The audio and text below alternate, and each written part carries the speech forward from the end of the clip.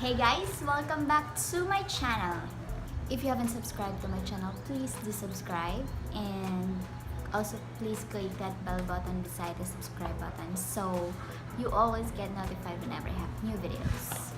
Anyway, today I'm going to be sharing with you my KILAY tutorial.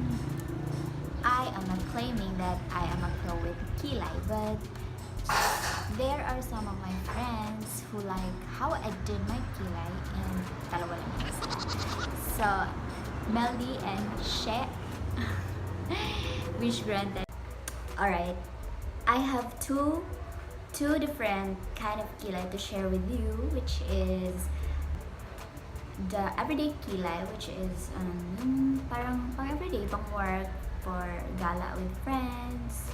And the other one is the bushy KILAY, yung obvious yung mga strands, yung uso ngayon sa mga artista. So, yun.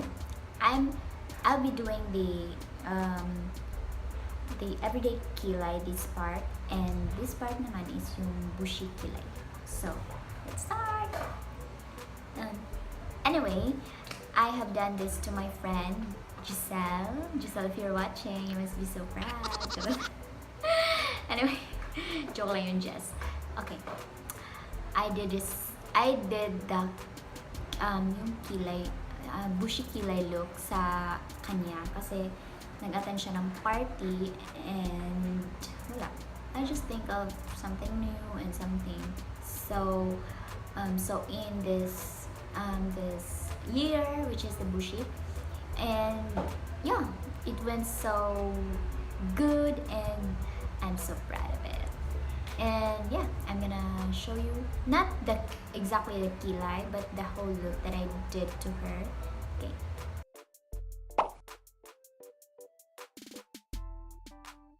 Yeah, that was the look, and I was so like, oh my god, it's so perfect. I was so amazed by the outcome of that look. Bakit ba ako English na English?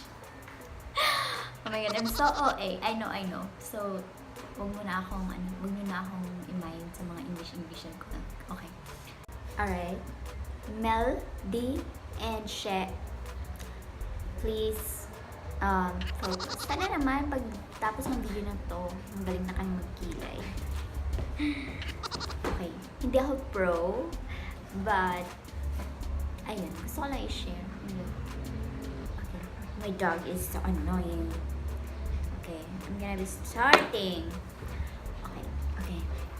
When you do your KILAY, you should start here at the center point of your KILAY so that hindi ka maging bakekam na ang kapal dito sa unahan, tapos dito is makapal din. Dapat dito yung makapal, tapos dito yung mga excess na lang yung ilalagay mo. Kuha. Ano ba naman to? Okay, ang hirap pala. Sige. Okay, let's start. Here, as I've said, you need to start at the center, okay? You have to draw a tail, okay?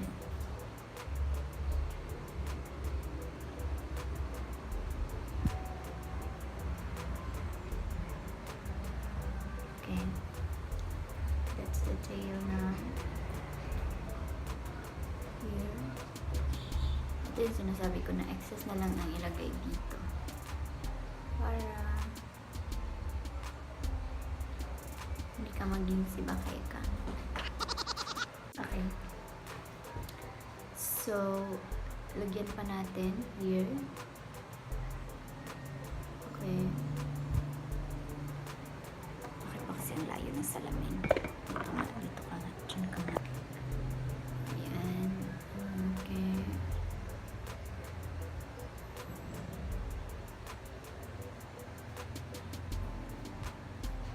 Hindi po ako magaling mag-KILAY, but I'm still gonna share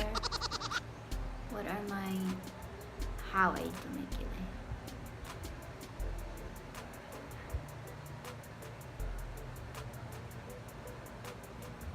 Okay.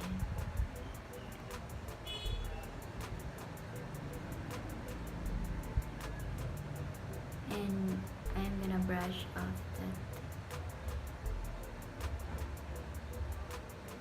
Ayan, ganyan lang. Diba? Oh.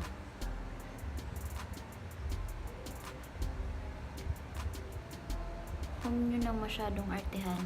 Pang everyday lang naman. And you just gotta add here to give more definition to your face, to your desired kilay. Alright, so that's basically it. Ganyan lang talaga siya.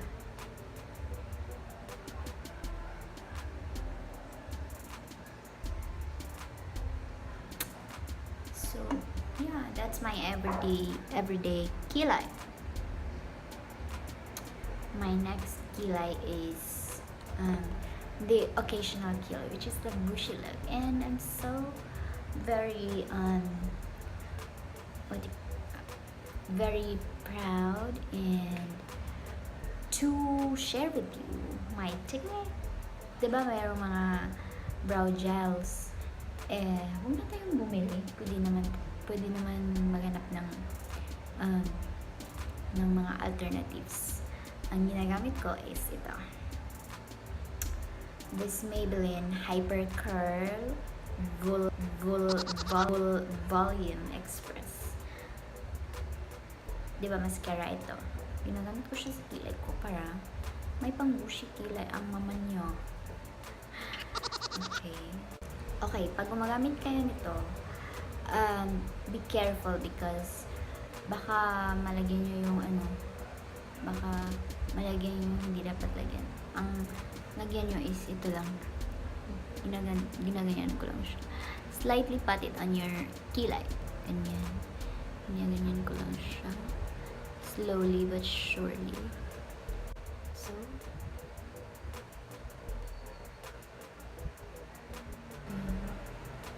diba? Parang kilay ni Andrea Brilliantes.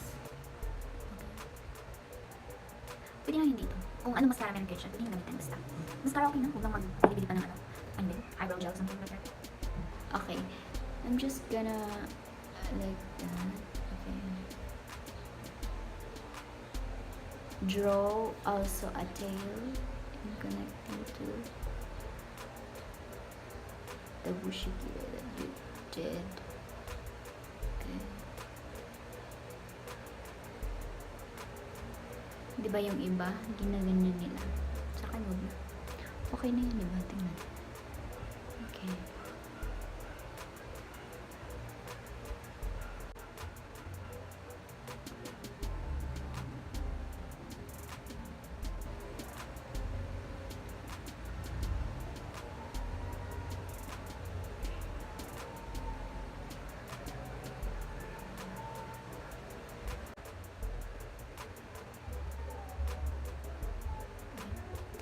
That's basically it.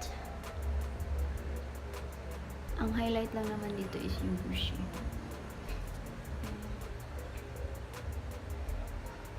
Hindi ko na tinanggal yung mga ng kilay ko, yung mga yung mga hair strands na dapat tanggalin. Hindi ko na tinanggal kasi ayoko nang yung konti lang yung nakikita ko sa kilay ko. So yun lang. Ayan. It's done. Can you see the difference? This is the everyday kilay. And this is the occasionally kilay. Which is this. The bushy look. Comment nyo naman sa baba kung nagustuhan nyo to. And kung hindi, okay lang din. Mag-comment din kayo. I'm not claiming that I'm a pro with kilay, but I'm just sharing you what are my techniques and how I do my kilay. So, I think that's basically it. Ganyan lang talaga ako mag-kilay. Simple lang, madali nyo matutunan yan. And yeah, I think we're done.